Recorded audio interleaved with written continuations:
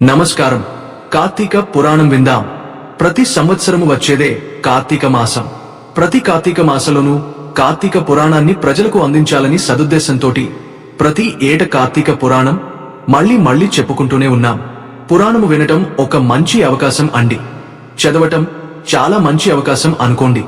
మీరందరూ కూడా చక్కగా ప్రశాంతంగా స్థిర మనసుతోటి విస్తారమైన బుద్ధితోటి పురాణాన్ని విని కార్తీక మాసం పుణ్యాన్ని, అంటే పురాణం వినడం వల్ల దొరికే పుణ్యాన్ని అందరూ సంపాదించుకోవాలని, అందరూ హాయిగా సంతోషంగా ఉండాలని కోరికతోటి పురాణం విందాం.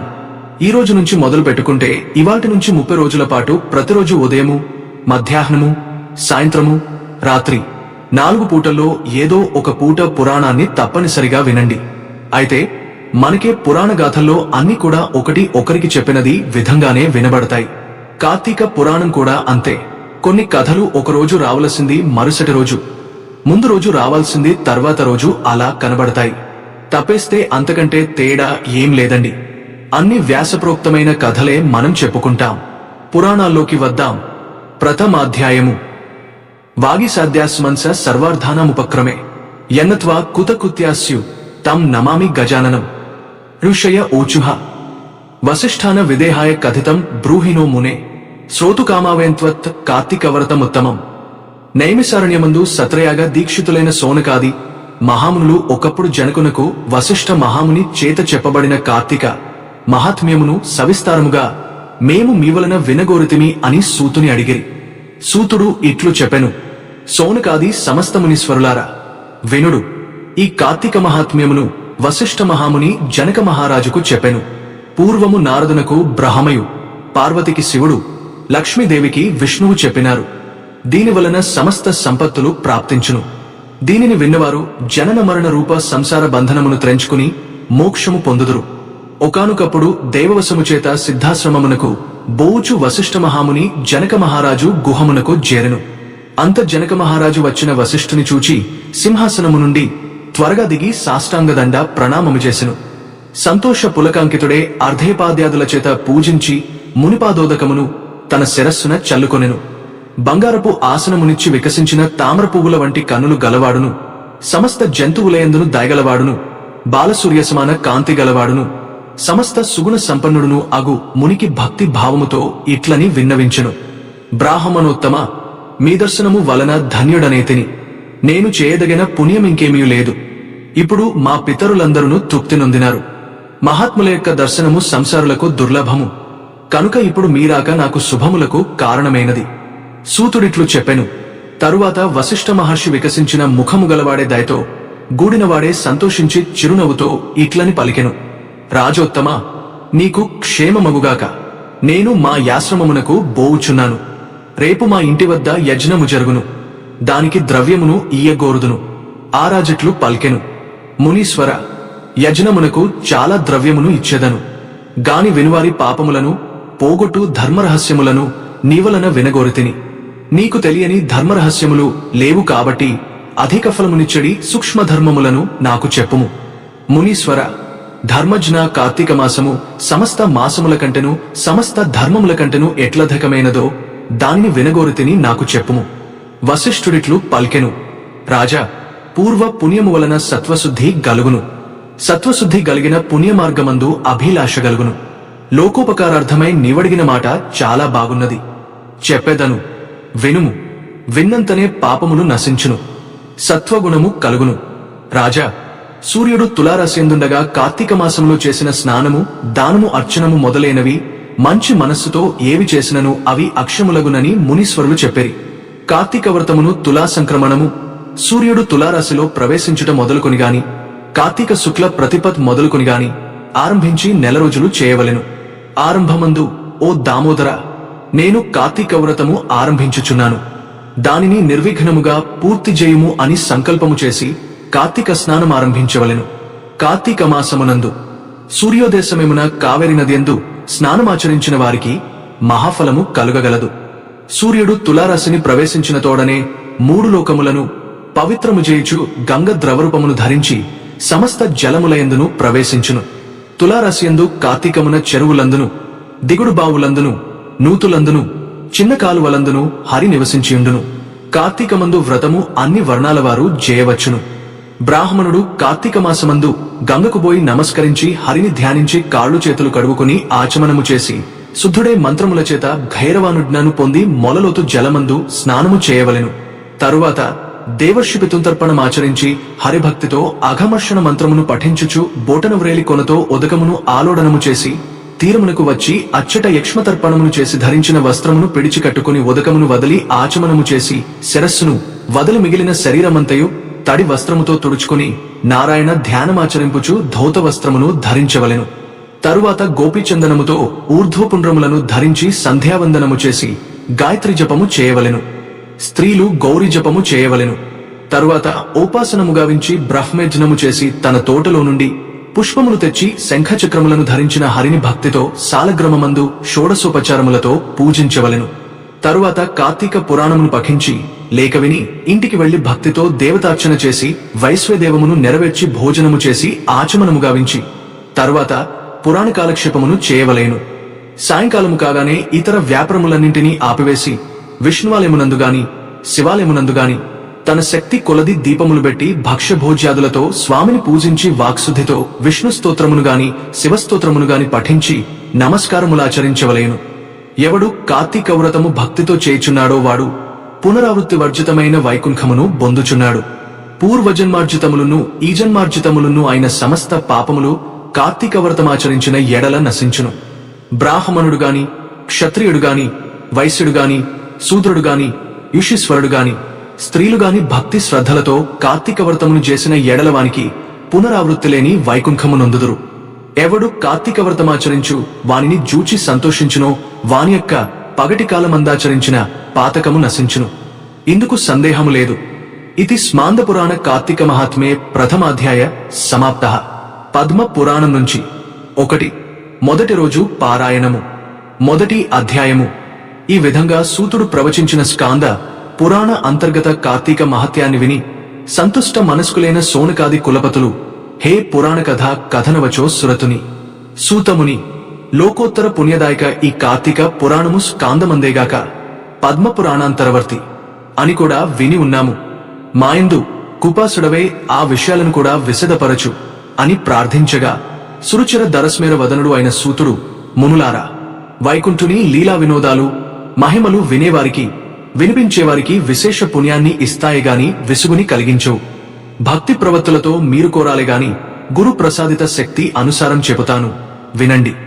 స్కాంద పురాణంలో జనక మహారాజుకు వశిష్ఠులవారు ఎలా ఈ కార్తీక మహత్యాన్ని బోధించారో అదే విధంగా పద్మపురాణంలో సత్యభామకు శ్రీమన్నారాయణుడు అయిన శ్రీకృష్ణ పరమాత్మ ముఖతః ఈ కార్తీక మాస విశేషాలు అన్ని ప్రవచించబడ్డాయి. పారిజాతాపహరణం. ఒకానొకప్పుడు నారద మహర్షి స్వర్గం నుంచి ఒక పారిజాత సుమాన్ని తెచ్చి కృష్ణుడికి ఇచ్చి, ఓ హరి, నీకున్న 16,000 ఎనమండుగురు భార్యలలోనూ నీకు అత్యంత ప్రియమైన ఆమెకి ఈ పువ్వు ఇవ్వవయ్యా అని కోరాడు. ఆ సమయానికి రుక్మిణి అక్కడే ఉంది. నందనందనుడు ఆ కుసుమాన్ని రుక్మిణికి కానుకగా ఇచ్చాడు. ఆ సంగతి తెలిసిన సత్యభామ అలిగింది. ప్రియమైన భార్యకి ఇవ్వమంటే తనకి ఇవ్వాలిగాని ఆ రుక్మిణికి ఇవ్వడమేమిటి అని కోపగించుకుంది. కృష్ణుడు ఆమెకు ఎంత నచ్చ చెప్పినా వినిపించుకోలేదు. పారిజాత వృక్షాన్ని తెచ్చి తన పెరటిలో పాదుకొల్పే వరకు ఊరుకునేది లేదని బెదిరించింది.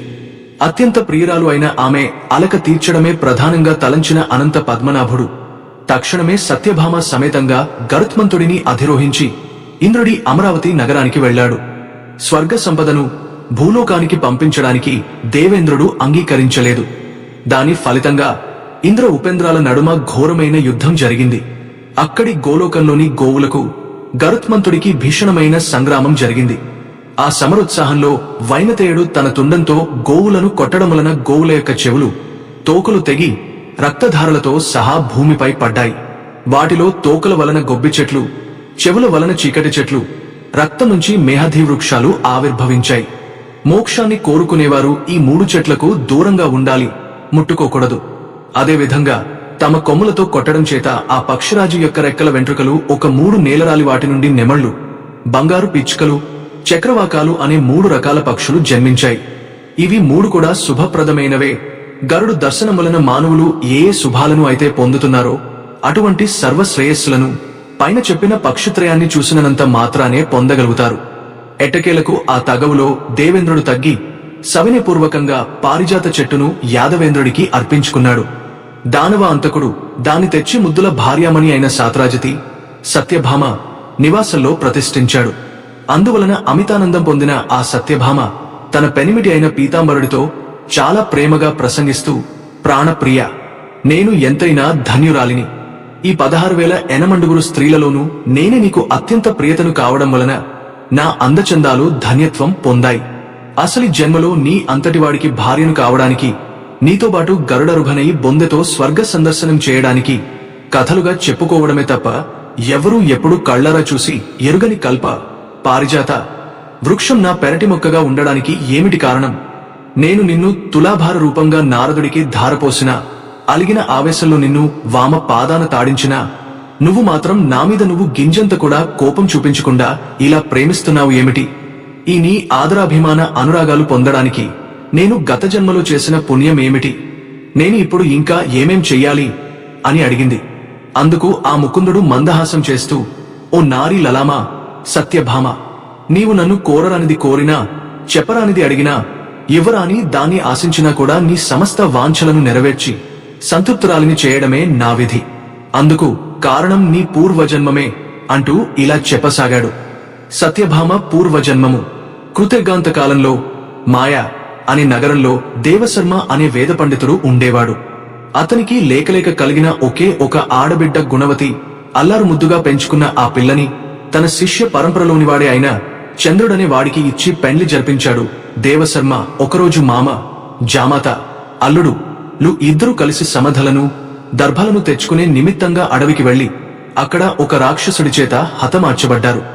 బ్రాహ్మణులు, ధర్మాత్ములు, నిత్య సూర్యప్రాసపరులు అయిన వారి జీవిత విజ్ఞానానికి మెచ్చిన విష్ణుమూర్తి సేవలుగాని, గాణపత్యులుగాని, సౌర సూర్య వ్రతులుగాని, శాక్తేయులుగాని వీరందరూ కూడా వానచినుకులు, వాగులే, వంకలే, నదులే, చివరికి సముద్రాన్నే చెందినట్లుగా నన్నే పొందుతున్నారు.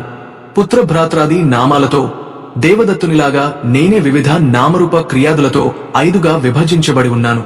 అందువలన మరణించిన మామాల్లుళ్లను మన వైకుంఠానికే తీసుకురమ్మని తన పార్షదులను ఆజ్ఞాపించాడు. పార్షదులు ప్రభువు ఆజ్ఞను పాటించారు.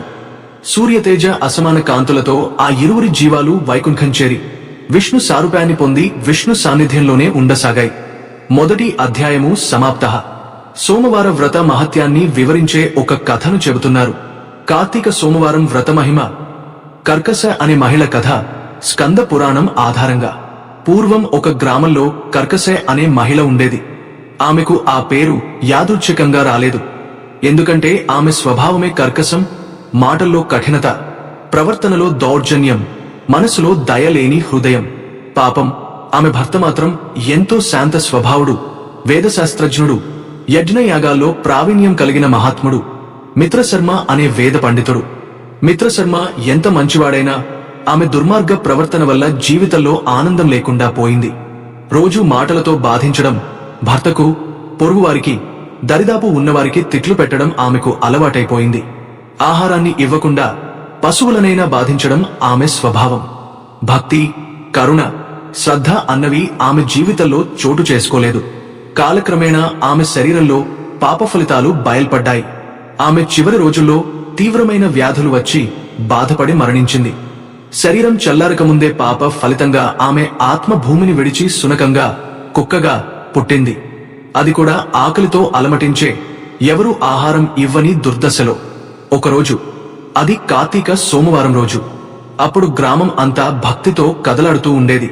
ప్రతి ఇంట్లో శివపూజలు, దీపాలు, వ్రతాలు, హారతులు, నైవేద్యాలు జరుగుతున్నాయి. కాని ఆ శునకం మాత్రం పగలంతా ఆహారం కోసం తిరుగుతూ ఒక్క ధాన్యం గింజ కూడా దొరకలేదు. ఆ రోజంతా ఆకలితో తిప్పలు పడింది. సాయంత్రం వేళ ఒక వేద పండితుడు కార్తీక సోమవారం వ్రతం ముగించుకుని శివుడికి నైవేద్యం పెట్టాడు. ఆచార ప్రకారం ఒక చిన్న అన్నం ముద్దను బయట ఉంచాడు. ఇది కూడా శివుని నైవేద్యం తిన్న వారి కోసం, పశువుల కోసం అని భావించాడు. ఆకలితో ఉన్న ఆ శునకం ఆ ముద్దను తిన్నది. ఆ ఒక్క ముద్దతో ఆ శునకానికి విచిత్రమైన మార్పు వచ్చింది. ఒక్కసారిగా ఆ శునకం నిలబడి మనిషి భాషలో మాట్లాడటం మొదలుపెట్టింది. వేద పండితుడు ఆశ్చర్యపోయి నిలిచిపోయాడు. శునకం అన్నది, ఓ మహాత్మా, నేను ఇంతకు ముందు ఒక మనిషిని. నా పేరు కర్కశ. నా దుష్ట ప్రవర్తన వల్ల భర్తను బాధపెట్టాను, పాపాలు చేశాను. అందుకే ఇప్పుడు ఈ శునక రూపం పొందాను. కాని ఈరోజు నేను తిన్న ఆ అన్న ముద్దతో నా లోపల ఏదో వెలుగొచ్చింది. నా గత జన్మ మొత్తం గుర్తుకు వచ్చింది. అప్పుడు వేద పండితుడు స్నేహపూర్వకంగా అన్నాడు, అది శివుని కృప. నువ్వు తిన్నది సాధారణ ఆహారం కాదు. అది కార్తీక సోమవారం వ్రత ప్రసాదం. ఈరోజు ఉపవాసముండి సాయంత్రం శివుడికి నైవేద్యం అర్పించి ఆహారం స్వీకరించడం వలన పుణ్యం కలుగుతుంది. నీవు పగలంతా ఆహారం తినకుండా ఉండి సాయంత్రం ఆ ప్రసాదాన్ని తిన్నావు. అదే నీకు పాప విమోచనానికి కారణమైంది. ఆ శునకం భక్తితో వణికిపోయి పండితుడి పాదాల దగ్గర కూర్చుంది. మహాత్మా, మీరు చేసిన వ్రత ఫలితాన్ని నాకు ప్రసాదించండి. నేను ఈ జన్మలో పాపబంధనాల నుండి విముక్తి పొందాలని కోరుకుంటున్నాను అని వేడుకుంది. అప్పుడు వేద పండితుడు మమకారంతో చేతులను మస్తకంపై ఉంచి అన్నాడు, ఓ శివశరణి, నా కార్తీక సోమవారం వ్రత పుణ్యఫలం నీకు అర్పిస్తున్నాను. అదే క్షణంలో ఆ శునకం ప్రకాశవంతమైన దివ్యరూపం పొంది భూమిపై పడిన పాప బంధనాలన్నిటిని విడిచి దివ్య శరీరంతో కైలాసానికి చేరుకుంది. ఆకాశంలో పుష్పవృష్టి కురిసింది. గంధమాధుర్యంతో గాలి నిండిపోయింది. వేద పండితుడు ఆనంద భాష్పాలతో హర హర మహాదేవ అంటూ నమస్కరించాడు. ఆ శబ్దం వినిపించగానే శివుడు కైలాసంలో చిరునవ్వు నవ్వాడు. భక్తి ఎంత చిన్న రూపంలో ఉన్నా నాలో కలిసే మార్గాన్ని చూపుతుంది అని ఆశీర్వదించాడు. కార్తీక సోమవారం ఉపవాసం అంటే కేవలం ఆహారం తినకపోవడం కాదు. అది మన మనసులో ఉన్న చెడు ఆలోచనలపై నియంత్రణ, మనలో ఉన్న అహంకారాన్ని శివుడికి అర్పించడం. పగలంతా ఉపవాసం చేసి సాయంత్రం శివుని ప్రసాదం స్వీకరించడం ద్వారా మన పాపాలు కరిగిపోతాయి. ఇదే కారణం వల్లే స్కంద పురాణంలో ఇలా చెప్పబడింది, కార్తీక సోమవార వ్రతం ఆచరించిన వారు కైలాస ప్రవేశం పొందుతారు.